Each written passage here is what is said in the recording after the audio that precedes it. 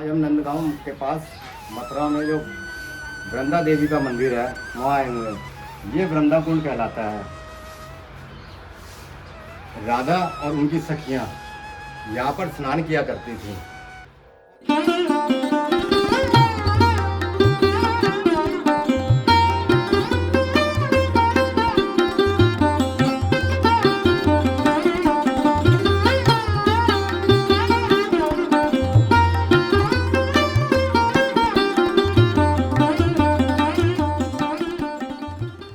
और आपको अगर वृंदा की कहानी जाननी है तो ना जाने कितने लाख साल या हजार साल पहले एक जलंधर नाम का दैत्य हुआ करता था। उसकी पत्नी का नाम वृंदा था और वो इतना बलशाली था कि वो किसी देवता के मारे नहीं मारा जा रहा था। तब भगवान विष्णु ने उसके पति जलंधर का रूप धरकर उसके साथ रति की, यानी उसका शील भंग किया। और इस बात को जब वो जान गई वृंदा तो उन्होंने कहा, हे प्रभु, तुमने मेरे साथ क्या किया? तुम इतने कठोर कैसे हो गए जो तुमने ऐसा दुष्कर्म किया?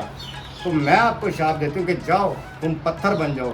तभी से भगवान विष्णु शालिग्राम के रूप में जाने जाते हैं। और ये शालिग्राम पत्थर विभिन्न आकृतियों में, चक्र, तरह तरह के चक्र, 2, 3, 4 ऐसे चक्रों की आकृतियों में वो गंडक नदी से मिलते हैं।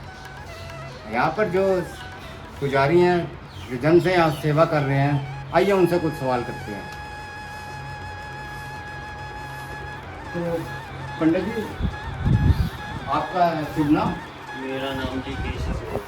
केशव को तो जन से आप सेवा कर रहे हैं? हाँ, हम जन्म से ही सेवा कर रहे हैं। हमारे पिताजी भी यहाँ 40 साल से सेवा या उनसे बाद में 22-25 साल पहले ये मंदिर का जीर्णोद्धार हुआ है। 22 साल पहले इस मंदिर का जीर्णोद्धार हुआ है।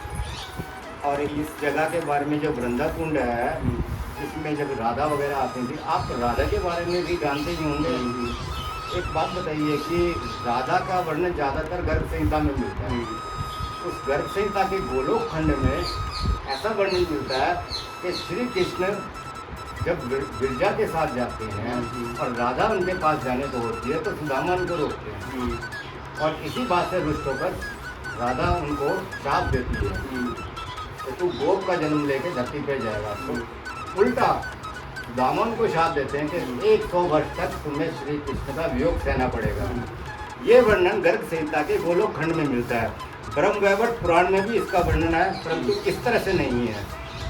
तो यहाँ पर एक बात प्रकट होती है कि जब श्री कृष्ण अपनी दूसरी पत्नी गिरजा के साथ हैं तो राधा को उससे क्या इच्छा होनी थी। इसी प्रकार जब श्री कृष्ण की एक और पत्नी थी सुशीला, जब वो सुशीला के साथ जाते हैं तो राधा उनको कहती है अब तुम गोलोक में नहीं रहोगी। तो श्री कृष्ण सुशीला को लेके अंतर ध्यान हो जाते हैं और राधा उनको ढूंढती रहती है, पुकारती रहती है कि जब कृष्ण नहीं है तो मेरा क्या काम।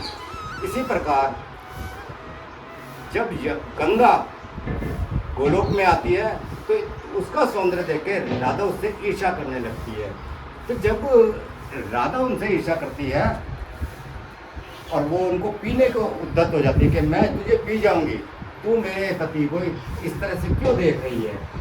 तो गंगा डर के मारे श्री कृष्ण के चरणों से लिपट जाती है और श्री कृष्ण उनको संरक्षण देते हैं, बचाते हैं। और गिरजा की जो मैंने कहानी बताई थी, गिरजा के साथ थे तो वो शाप देती, तो वो गिरजा राधा के डर से नदी बन जाती है। ऐसा ही है ना। और उनके उसके जो 7 पुत्र थे बिरजा के, वो 7 समुद्र में परिवर्तित हो जाते हैं। तो पंडित जी कुछ ऐसा ही है ना। इसके अतिरिक्त आपने कुछ विशेष प्रकाश डालना हो तो आप कह सकते हैं। देखिए, जहाँ आप आएंगे इस स्थान का नाम वृंदा कुंड, इसके पीछे गुप्त कुंड, जो उस स्थान का नाम है, उस स्थान के नाम से ये आगे आप दर्शन कर रहे हो, तो इसका नाम है वृंदा कुंड।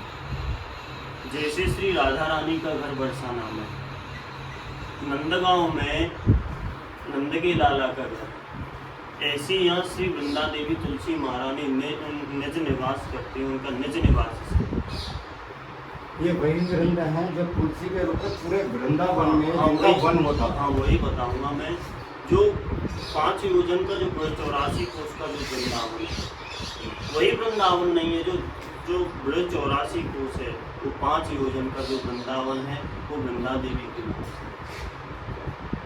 आज भी श्री राधा रानी और श्याम सुंदर इस गुप्त कुंड में लीला के लिए जाते हैं। गुप्त यानी किसी को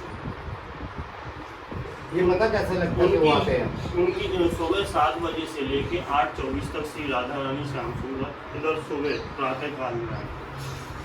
अगर वो गुप्त रूप से आते हैं, लीला गुप्त रूप से करते हैं, तो कैसे पता लगता है लोगों को कि वो आते हैं? इसका ग्रंथों में वर्णन है, ग्रंथों में वर्णन है, मतलब हाँ, क्योंकि गुप्त है इसलिए लोगों को पता नहीं गर्ग लगता। संहिता में, ब्रह्म वैवर्त पुराण में, अन्य पुराणों में इस वृंदावन की लीला के बारे में। बहुत बहुत धन्यवाद, आपने बहुत जानकारी दी।